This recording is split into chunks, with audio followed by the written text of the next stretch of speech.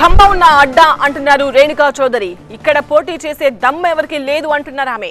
ఎంపీగా పోటీ చేసే హక్కు నాకే ఉంది అంటున్నారు రేణుక. సోనియా గాంధీ పోటీ చేస్తా అంటే సంతోషం, ఆమె పోటీ చేయకపోతే నేనే చేస్తా అంటున్నారు రేణుక. తెలంగాణ అసెంబ్లీ ఎన్నికల ఫలితాలే పార్లమెంట్ ఎన్నికల్లో కూడా రిపీట్ అవుతాయన్నారు కాంగ్రెస్ నాయకురాలు రేణుకా చౌదరి. సోనియా గాంధీ ఖమ్మంలో పోటీ విషయంపై ఆమె క్లారిటీ ఇచ్చారు. మరింత సమాచారం TV9 కరెస్పాండెంట్ నారాయణ ఖమ్మం నుంచి అందిస్తారు. పార్లమెంట్ ఎన్నికలు సమీపిస్తున్న వేళ మరొకసారి ఖమ్మం హాట్ సీట్గా మారింది. ఖమ్మం కాంగ్రెస్ ఎంపీ టికెట్ కోసం బిగ్ ఫైట్ నెలకొంది. ఈ నేపథ్యంలోనే కాంగ్రెస్ సీనియర్ నేత రేణుకా చౌదరి ఉన్నారు, వారితో మాట్లాడారు. పార్లమెంట్ ఎన్నికల ఫలితాలు ఏ విధంగా ఉండబోతున్నాయి? అసెంబ్లీ ఎన్నికల ఫలితాలు మీరు ముందే చెప్పారు, ప్రభుత్వం అధికారంలోకి వచ్చింది మీ ప్రభుత్వం. పార్లమెంటు ఎన్నికలలో ఏ విధంగా ఫలితాలు ఉండవు? ఏమండి, ఈ విధంగానే ఉంటాయి. కాంగ్రెస్ పార్టీ దిగ్విజయంగా గెలిచి వస్తుంది. ప్రజల్లో ఒక స్ఫూర్తి స్పందన అనేది వచ్చింది. ఒక స్వేచ్ఛ ఫీల్ అవుతున్నారు అందరూ. ఆ ఫ్రీడమ్ నిలబెట్టుకోవాలంటే పార్లమెంట్లో కూడా ఓటు వేయాల్సిందే అనేది గమనిస్తున్నారు. నాకు పూర్తి నమ్మకం అండి. 17కు 17 గెలవాలనే ధీమాలోనే మేము రంగంలోకి దిగి పోటీ చేస్తున్నాం. అంటే పోటీ ఎవరి మధ్య ఉండే అవకాశం ఉంది? మళ్ళీ రాజకీయ పరిస్థితులు సమీకరణాలు కొంత మారుతున్నట్లు రాష్ట్రంలో వాతావరణం కనిపిస్తుంది. కొన్ని పార్టీలు ముఖ్యంగా కాంగ్రెస్ బీజేపీ మధ్య ఫైట్ ఉంటుంది అనేది, ఆ రకమైనటువంటి సమీకరణాలు మారే అవకాశం ఉంటుంది.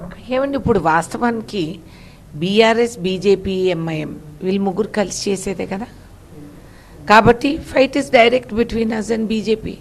బీఆర్ఎస్ ఎక్కడో పడిపోయింది బండి పంచరు, వాళ్ళు అక్కడ పక్కన పడి ఉన్నారు. వాళ్ళకి ఇంకా బుద్ధి రాలేదు, ఇంకా ఏమేమో వ్యాఖ్యలు మాట్లాడుతూ ఉంటారు. సరే, చేదు నిజాలు వాళ్ళు ఎదురించుకోలేని పరిస్థితుల్లో అసలు పోలింగ్ రోజు కూడా నేను కొంతమందితో మాట్లాడా. ఏమయ్యా, మీ ఇంటెలిజెన్స్ ఫెయిలియర్ మీకు తెలవదా, మీరు తుడుచుకుపోతున్నారని. లేదు, మేము గెలుస్తున్నాం. పోలింగ్ రోజు పొద్దున పూట అంత ఇంటెలిజెన్స్ ఫెయిలియర్ ఉన్నోళ్ళు వీళ్ళకి ఇంటెలిజెన్స్ ఉందా లేదా అనేది కూడా క్వశ్చన్ మార్కే.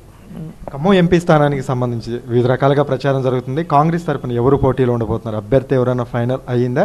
ఎప్పటి వరకు స్పష్టత వచ్చావు?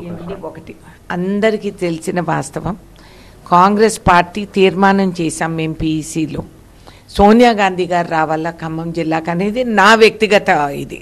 రేవంత్ రెడ్డి గారు తెలంగాణ నుంచి పోటీ చేయాలని కోరారు, అందరం కోరినాం.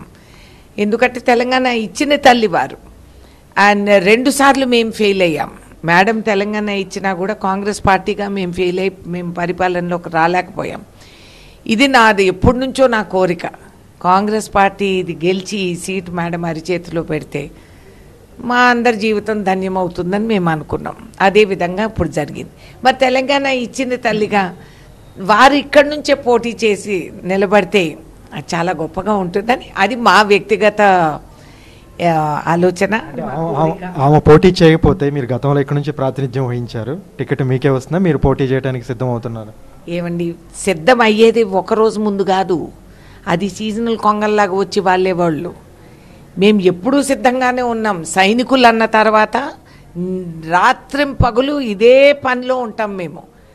కమాండర్ సిగ్నల్ ఇచ్చినప్పుడు జంపింగే, అడిగి వెళ్ళాల్సిందే. అంతేగాని ఇంతవరకు నేను బిజినెస్ చేసుకొని రాత్రికి నేను డిసైడ్ చేసుకొని రేపు నేను వచ్చి వాళ్తే అది పోటీ చేసే వాళ్ళకి ఎవరికన్నా అట్లాంటి ఉండొచ్చు, కానీ మాకు లేదు. మేము ఎప్పుడూ రెడీనే.